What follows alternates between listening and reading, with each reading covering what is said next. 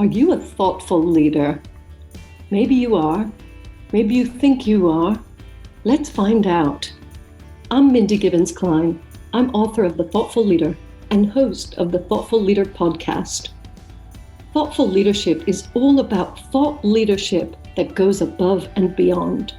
Thought leadership that is truly new and original, exciting, disruptive, maybe even groundbreaking. Because let's face it, we need to raise the bar. My guests and I are absolutely obsessed with finding truly original thought leadership, and I'm going to bring you so many exciting ideas and opportunities, things for you to think about, and chances for you to push your thinking that you'll be very glad you tuned in. So thanks so much for checking out Thoughtful Leadership and the Thoughtful Leader podcast. I look forward to connecting with you very, very soon.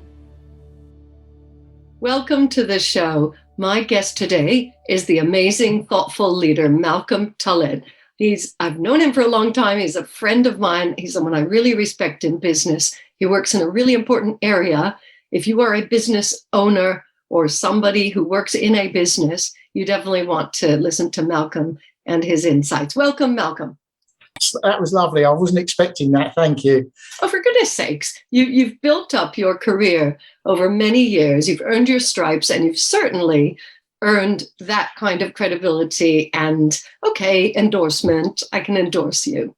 Thank you very much. I've been around a while. Let's put it like that. Yeah. And, I do talk about ageism and I talk about generations. So that's not the theme of the show, of course. But I do feel that the more time we've been on the planet, the more opportunities we've had to be thoughtful. And I know you've been very thoughtful about your career and your business. So let's launch straight in. Tell everybody what you're up to in the world. Oh, right. Well, I'm spinning plates at the present moment, but I suppose getting my clients back to work following 2 years of nonsense, in a way. It's a nasty thing that's happened to us, but it's just put us into a totally different way of working, way of living. And it's actually getting people back to work and in a safe, thoughtful way. And it's thoughtfulness is something that goes on in every part of that process. So when you say a safe way, I know your business has to do with safety, and normally I think people expect you to be talking about big projects where, disasters can happen, but you're also talking about small businesses and individuals. Can you elaborate? In a way, it's a bit between the two. I try to talk to people about looking at their workforce as a family, and it's no different in the workplace to dealing with your family. If your family have been away and they come back into the fold, then they have to be brought into, say for instance, you've had a member of the military that's been overseas for years and years and years. Now, bringing them back into the normal way of doing things might be a bit harder than you think. And it's about understanding from that person's perspective what their expectations are. And sometimes it's as simple as just asking the question, what are you expecting to do when you get back into the workplace? And it can drive some very strange responses. Wow. You've made me think about when I went to Argentina at 16 years old and lived with a family for a year. And when it was time to move back to the US, I really didn't want to go back. It's not that I didn't want to be with the family. I was conflicted. I wanted to be in both places. That was impossible. And it was quite hard for me to assimilate. One day, maybe on one of these episodes, I'll talk about how I ran away from the center where we were all being detained. And, it was very tough. And I refused to speak English. And then when, I hadn't spoken English for a whole year, and I found that I couldn't remember. And it just, culture shock. Going back home. So thanks for bringing that up. And in the case of an employee, they have a choice, of course, if they don't like the way they are being treated or, brought back into the fold, or if it's not very thoughtful leadership going on, they could leave, right? It would be a sad loss sometimes. They might be doing you a favour. It might be exactly what you want. And it suits both parties for that to happen. But, I mean, just think about people that have been working from home because they've been told to work from home.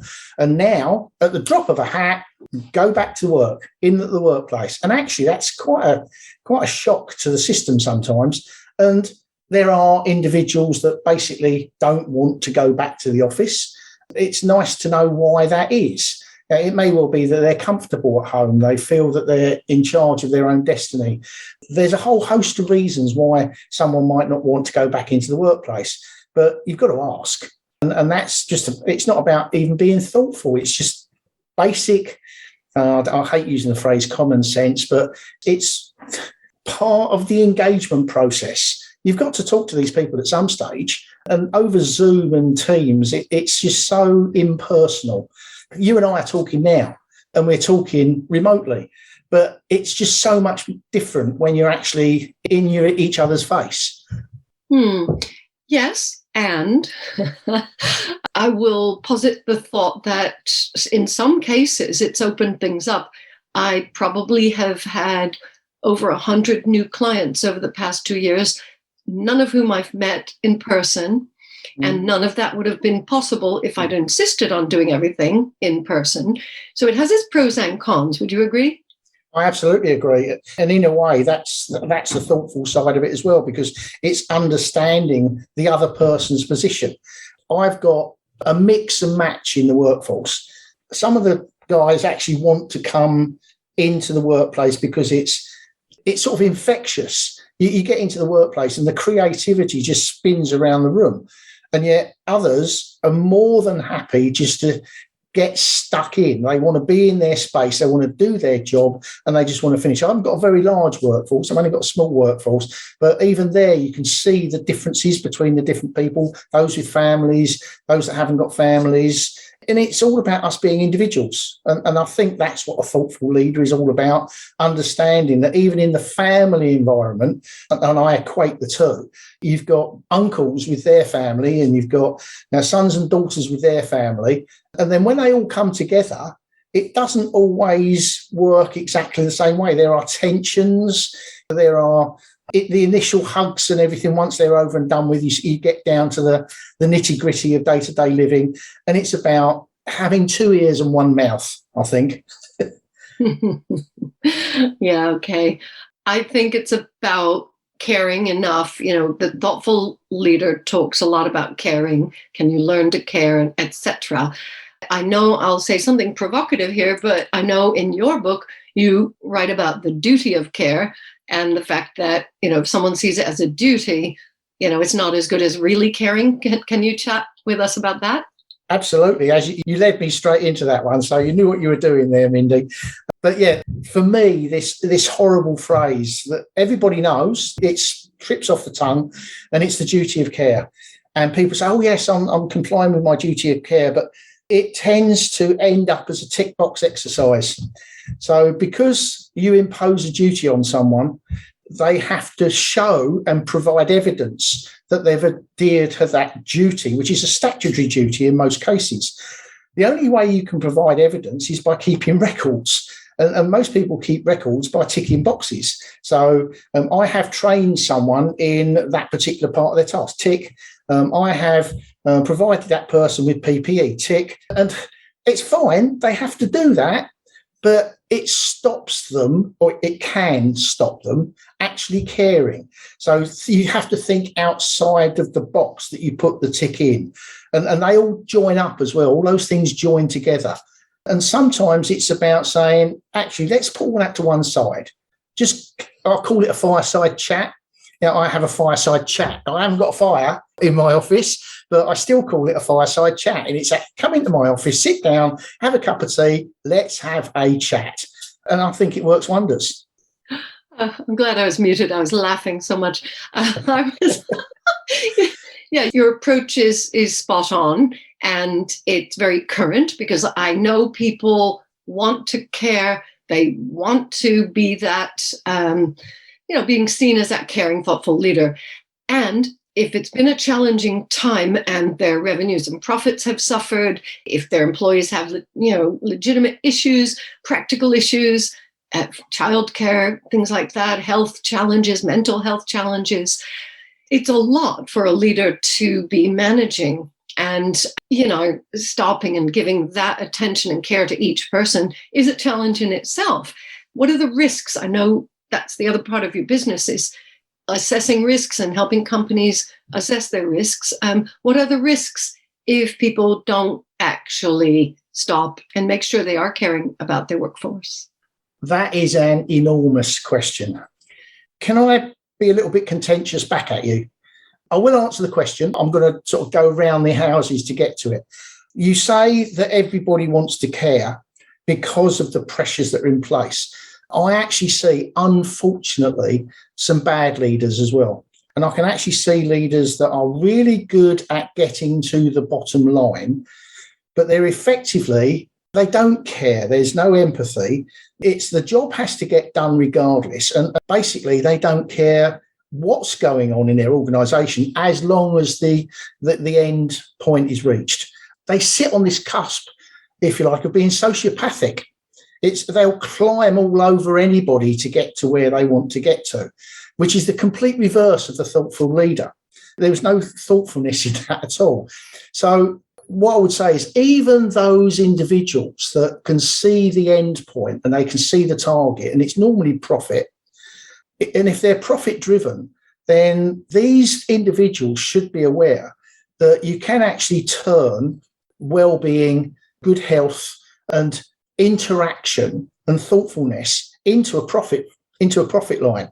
Because if you think, standard phrase one, if you think having health and safety is expensive, try having an accident. And that is the answer to your question.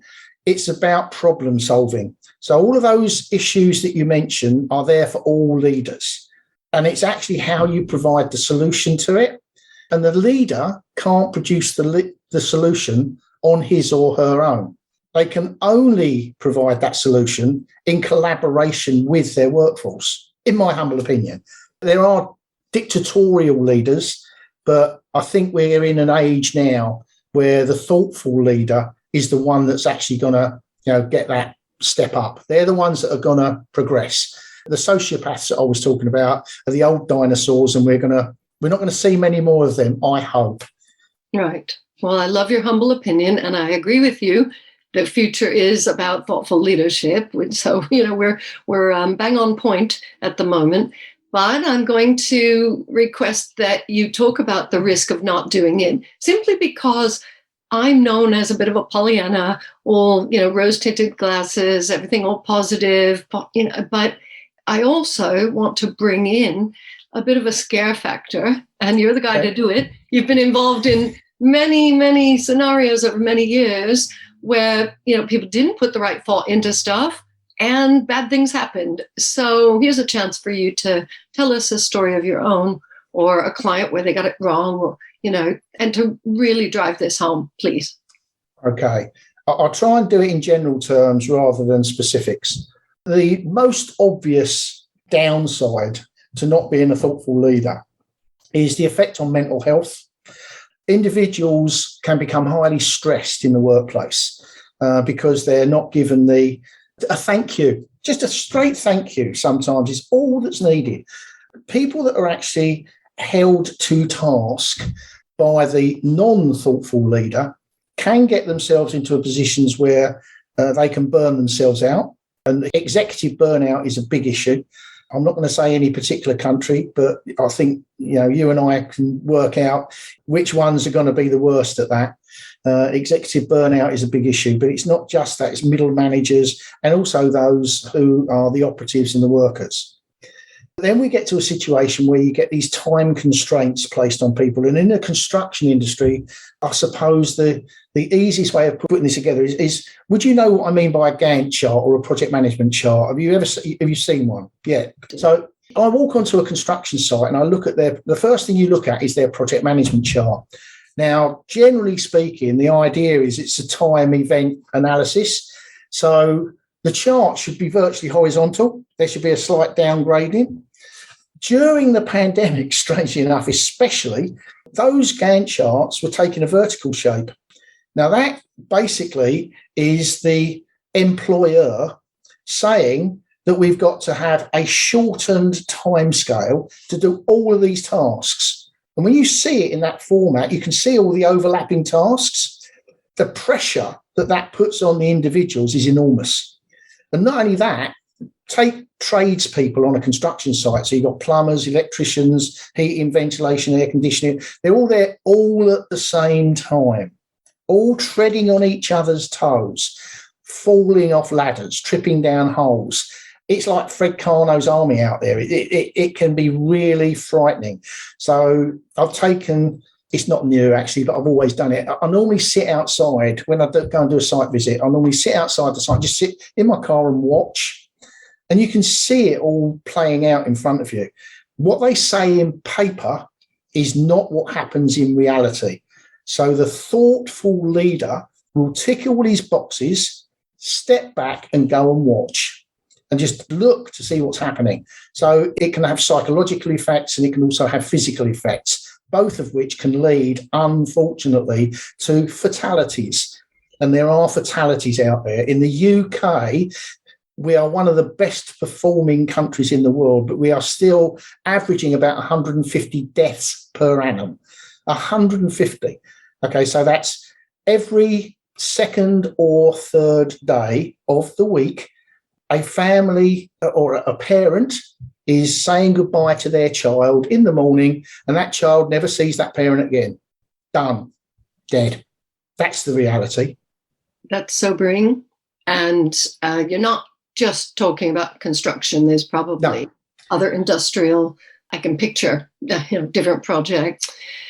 The risks involved are also financial and the business risk. I mean, my brain was going towards, the dependencies that, you're supposed to wait for wiring to be done before you do whatever. I mean, we had an extension done on a very small scale. I know that if you do something in the wrong order, it might have to be redone and it's going to cost more. But then when you said the word fatalities, it really brought it home that this is the most serious risk.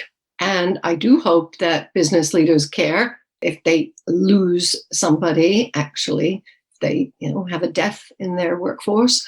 I'm sure they do. I really am. But what I'm curious about is how to marry the two. So how to not just tick the box, but comply with legal and regulatory stuff and care about people and create a healthy environment. I don't know if you have any tips off the top of your head or your favorite advice that you like to give clients. Again, nothing's ever easy. The big one is time. Okay, so the time pressure is the one thing. Again, this is enshrined in specific law for construction, but it's general across the board. So even in manufacturing, retail, it's allocating the appropriate level of resource, whether that be financial, whether it be time resource, whether it be competency resource, whether it be any resource. There's a military saying that I don't want to use, and it's the P's. It's the something poor planning produces something poor performance. And I'll let your listeners work out what the other P's are, but I'm sure you can work it out. And it's about planning things through. So sometimes you can't. In an emergency situation, I've been there, you have to be ready and prepared for all eventualities. But in normal working life, you've got time. And it's share that time out sensibly, share it. So that if you're giving someone a job to do, don't ask for them to do it yesterday, because that is going to produce the old-fashioned job and finish, if you remember that. A lot of tradespeople were told job and finish or piecework. And they're frowned upon now because it's forcing people to do things quicker than they would otherwise do it. So I don't know, a caretaker in a school, normally finishes, say, at 3:30, and they're told, job and finish what you're doing, and you can be away when the job is done. So they aim to get, because it's in their interest, to be finished at 2 o'clock, because they can go down the pub and have a drink or whatever they want to do. So they rush the job. Okay, so they try to get it done for 2:00, whereas actually the normal time is 3:30. Job and finish, it's absolutely frowned upon. They are putting themselves, you're transferring the risk from the person that should be taking the decision to the operative who shouldn't be taking the decision. And that's wrong. It's not thoughtful. It's actually not productive. It definitely doesn't give you more profit because you've lost that person for an hour and a half of the day that they would have been there anyway. So I think the essence, that one little thing is about time. Give people time to do the job. There's much more than that, but time, for one thing, it's time. Thank you so much for that very specific example. And of course, it's made me think about that person who thinks they're getting freedom. They think, my management is not controlling me. They might actually like to have the freedom to manage their own time. And so let me make sure I understand what you're saying, that there are certain responsibilities of management and you can give people certain freedoms, but not others. Is that what you're saying? It's about empowerment, right? But it's about empowerment with the knowledge that goes with it. And that includes the downside knowledge. And if you think about reputational damage as well, you talk about financial risk, there's a reputational risk involved here as well. And there are so many people, let alone organisations, that don't take account of the potential for reputational damage when they're making their decisions, because a decision made like that could cause immense problems later on down the line, and they just don't think it through.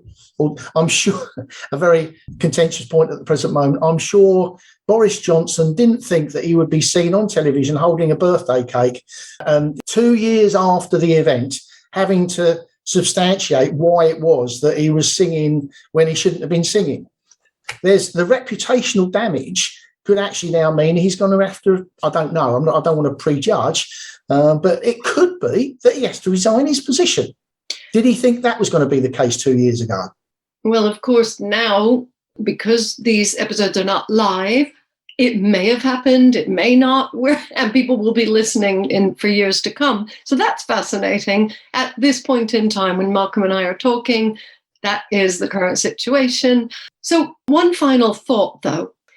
How does this fit in with your idea that people have to go with their gut, with their intuition in the moment? Because you do write about that in your book. You speak about that. So you're saying a snap decision can have poor consequences. How does a leader make a quick and correct decision? You're really good at asking these sort of questions, Mindy. I love it. So. Okay, there's two ends of the spectrum as far as I can see. I go back to my emergency service days, and as a firefighter, then a fire officer, and making instant decisions, there became a thing called a dynamic risk assessment. Okay, now that was couched following, unfortunately, the fatalities of a number of firefighters, a warehouse in the East End of London. Before this phrase dynamic risk assessment came into common usage, it used to be called weighing up the situation. So a fire officer sitting in the front of a fire engine en route to a fire was armed and was trained to assimilate the information that was coming at him or her. Predominantly they were hims back in the day, but there's a lot of hers in the same boat now. But it's assimilating a lot of confusing messages. So, and they have to be trained. So competency is key. And if you're going to make instant decisions, you need to be competent to be able to do that and armed with all the information. So the control center that's sending you out is feeding information all the time. On approach to an incident, you can see the color of the smoke, the way the smoke is traveling, what people are doing. You're literally en route to the incident. All these things are going through the officer's mind to the point where experienced officers don't even know they're doing it now. It's just second nature.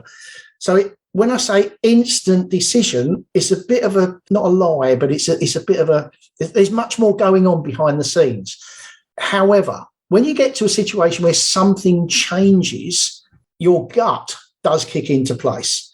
And as I mentioned in the book, there are times when you go into somewhere and you say, something's wrong here. I haven't got a clue what it is, but something's wrong. So the adrenaline kicks in to make everything more perceptive. So you see better, you hear better, you feel better. I don't mean feel better. I mean, your sense of touch improves. Everything is heightened. And that's designed to get us out of trouble from when we were back in the caves. Now, so when we were Neanderthals and whatever we were, the saber-toothed tiger that was sitting outside the cave waiting to eat you, okay, the individual would tend to actually know that that thing was there, danger was around before danger did its evil work. So the tuning fork inside us is capable of warning us about those things. The problem comes when we go back to the duty of care and the individual says, not a problem, because someone else has got the duty to look after me. At which point they switch off their own internal mechanism to protect themselves. I don't know that I've answered the original question. Have I answered the question, Mindy? Yeah, because it's both. It's yes and. So it's about having that competence, about having the right people on the bus, and to use the Jim Collins expression, to have everything in place. And then, of course, things do change. And then, we get major disruptions and major shifts like the one we're going through now. Mm-hmm. So then it is about human nature, common sense, and all this stuff that we think are just glib phrases, but actually they're there for a reason. I am so sorry we have to leave it there because Malcolm, obviously, you can read in his bio and do look him up, connect with him, follow him.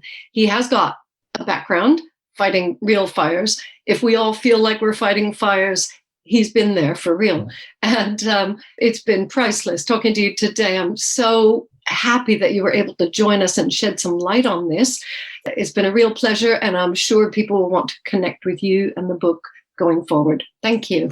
Pleasure talking to you as well. And we'll have to stop meeting like this. One day.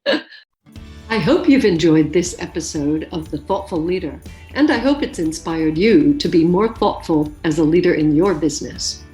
Please consider subscribing and leaving a review. An important question for you. Do you want to create a culture of thought leadership in your organization? My best-selling book, The Thoughtful Leader, is available now on Amazon and many other sites in paperback, ebook, and audiobook formats. Please visit www.mindygk.com for more great content. That's www.mindygk.com. Speak to you again soon.